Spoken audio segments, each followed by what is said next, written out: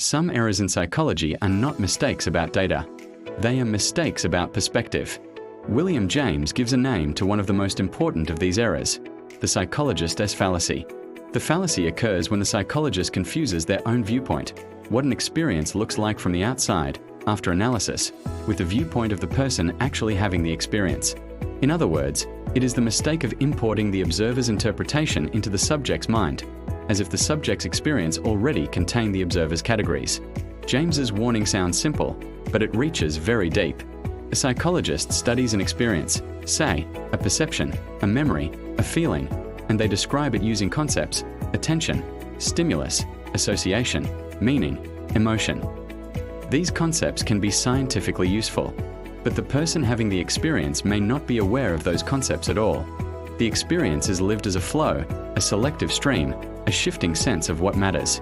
The psychologist as fallacy happens when we treat the experience as if it were already structured by our explanatory language, rather than by the person's own immediate standpoint. James is making a distinction between two things: the content of experience as lived, and the interpretation of that experience as explained. When we explain an experience, we often introduce relations, causes, and classifications that are not present in the experience itself. They may be true, in the sense that they help us understand the situation, but they are not necessarily part of what it is like to be the subject at that moment.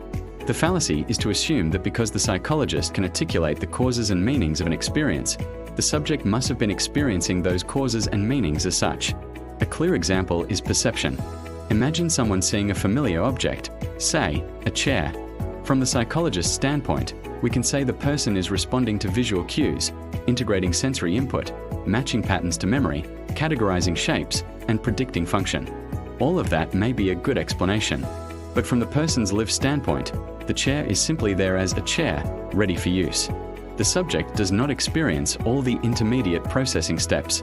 The psychologist as fallacy would be to describe the subject's experience as if the subject were aware of the analytic stages, as if the subject were experiencing retinal stimulation, edge detection, or object recognition. Those are explanatory constructs, not their lived contents. James thinks this matters because psychology, especially in his era, was tempted to treat introspection as if it were a transparent window onto mental mechanisms. But introspection is not the same thing as explanation. A person can report what they notice, what they feel, what they intend. Yet the mechanisms that produce those reports are often invisible to them. If we treat the subject's report as if it already contained our explanatory theory, we risk building psychology out of projections rather than observations. The fallacy also appears in memory. A person remembers a childhood event and reports a scene. A psychologist might classify it as reconstruction, schema-driven recall, cue-dependent retrieval, and so on. Again, these categories can be correct explanations, but the person's experience is not, I am reconstructing a schema-driven memory. Their experience is closer to a felt sense of familiarity, a narrative fragment, a vivid image, or a sudden emotional tone. The psychologist as fallacy would be to confuse the explanatory description of memory with the lived experience of remembering. James's point has major consequences for the study of emotion as well. Consider fear. A psychologist might interpret a bodily response as the result of a threat appraisal, a learned association, and a physiological cascade. But the subject may experience fear as a single, immediate state, a tightening, a readiness, an urgency. The analysis adds structure that may not be present as an experience structure. The fallacy is to smuggle that added structure back into the subject's experience and then claim to have discovered it there. This is why the psychologist's fallacy is not merely a technical detail. It is a discipline of humility. It forces the psychologist to keep track of whose standpoint is being described. Are we describing what the subject notices? Are we describing what the subject could report?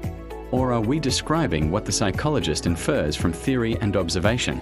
These are different levels. Confusing them leads to errors that can look convincing because the theory is elegant, but the description of experience becomes distorted.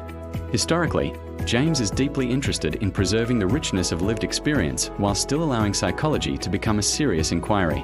He does not want psychology to collapse into mere introspective poetry, but he also does not want it to become a mechanical science that forgets what it is trying to explain. The psychologist as fallacy is part of his attempt to build a psychology that respects the structure of consciousness as experienced, streamlike, selective, context-bound, without pretending that experience is already divided into the scientist's categories. If we bring the idea into modern terms, we can see why it remains relevant. Psychology today knows many forms of observer bias, theory-ladenness, and construct projection. We also know how easily experiments can be designed around assumptions that the subject does not share. James' warning anticipates this. Do not put your own knowledge into the subject's mind. Do not treat your categories as if they were the subject's contents. Keep the lived standpoint distinct from the explanatory standpoint, even when you believe your explanation is correct. And this connects to a broader Jamesian theme. Consciousness, for James, is not a passive screen. It is an active selection. Experience comes as a stream, not as a neatly labeled dataset. The scientist's job is to build concepts that clarify the stream without pretending that the stream is already conceptualized in the same way. The psychologist's fallacy is what happens when we forget that difference. So the psychologist's fallacy is, in the end, a warning about method. It reminds us that good psychological explanation must be careful about perspective. The subject lives an experience. The psychologist explains it. Those are complementary roles, but they are not the same. And James's insistence on keeping them distinct is one reason his psychology still reads as modern. It demands conceptual rigor without sacrificing fidelity to what experience is actually like.